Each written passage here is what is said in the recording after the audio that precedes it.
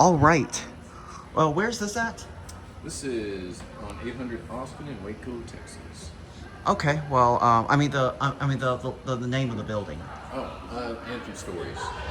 in Waco, Texas, and we have a decommissioned old vintage American elevator. What year was this building from? 1922. So, gotta be when this elevator was installed. American elevator machine, which unfortunately it is not working anymore, but get a good cab view of this. Wow, this thing is phenomenal, y'all. This is awesome. Well, even though it's not working, but we'll still try to take a ride on it anyways. This gate is a little bit rusty. And here's your control panel. This right here is your emergency stop. This is the main control panel, and I wonder what this is.